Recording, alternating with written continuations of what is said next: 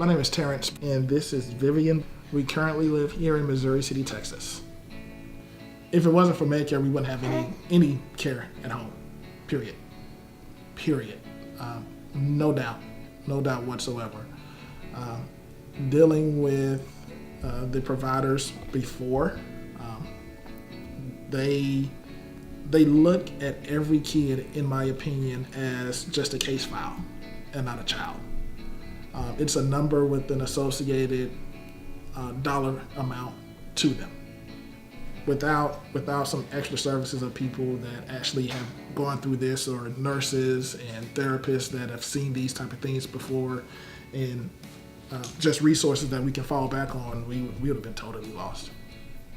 Vivian was born on July 27th, 2016, and about a month later, she was diagnosed with necrotizing endocarditis, or NEC. She went through a number of surgeries where she had a large number of her small intestine removed. She was in the NICU for 191 days, and while she was in the NICU, because of the NEC, she was diagnosed with short gut syndrome. After her discharge from the NICU, she was sent home with the feeding tube that she still has, and we had services through a service provider who I'll just not name. We started services immediately after discharge from the hospital, and we were told that it was standard procedure that while the approvals process was going on, that the nursing services would automatically begin. After about 21 days, we received notice that Vivian's nursing services had been declined. And at that point, all of her nursing services had to cease. So we then started along the appeals process as stated out in the forms from the provider. Every appeal that we sent up was denied.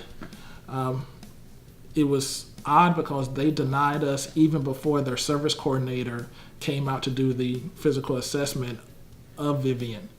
They also asked for letters of medical necessity from the doctors.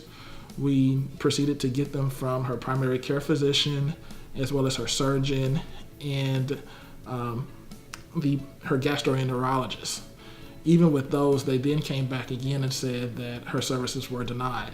This went on for about a month, and while that was going on, Vivian developed a cyst in her throat from the tubes that were put in her when she was in the hospital, and it closed up 95% of her airway, and we had to rush her to the hospital for emergency surgery. That was it. We just prayed and waited and just prayed for the best. Good job. Fortunately, the surgery had been successful, and she's on her way to a full recovery. But after we got out of the hospital, we had no idea as to what we do. This is our first child, and it was just really overwhelming. No one that we knew had these kind of complications. True enough, and we met a lot of people in the NICU. Actually, honestly, people with complications much worse than ours, I would really say.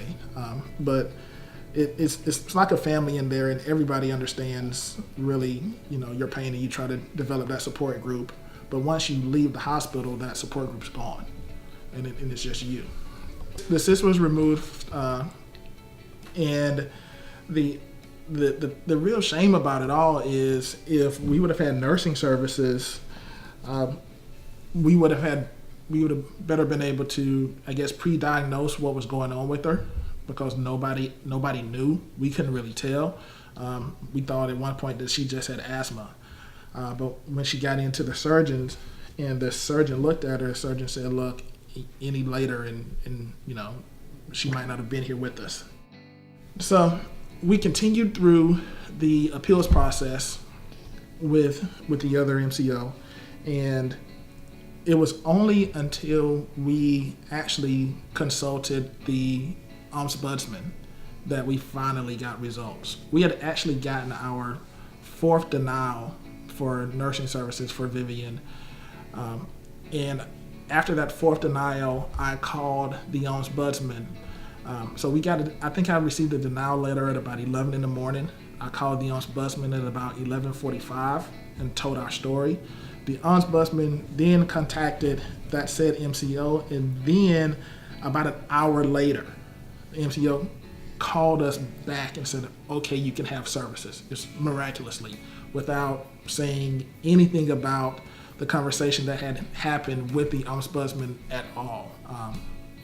Needless to say, they weren't happy.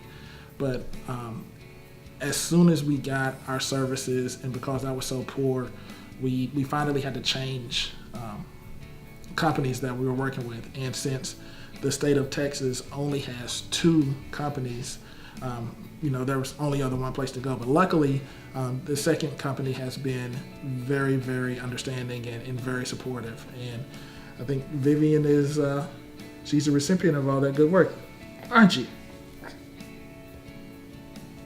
So our formal managed care organization, I don't feel cared about the children at all. I don't. I don't think they care about the kids at all. I don't think they looked at the individual needs of kids before they make the decision as to what kind of care they're going to get. I think they're trying to push them through the system as quickly as possible. And they don't have the safeguards in place, and administratively, they're not set up to properly guide the parents once they get home. And they don't, not only do they not have it, they don't really want to. They don't really want to at all. Our new MCO, on the other hand, has been totally different from day one. So for instance, with the old MCO, it took them over 20 days to actually get a service coordinator out to the home to do the assessment of our daughter, which was even after they had denied our coverage. As soon as we made the change, the new MCO was here within 2 days at the most. They let us know what our rights were. They let us know what we should expect, who to contact if we ever had any problems whatsoever. These were things that we never got from the first one.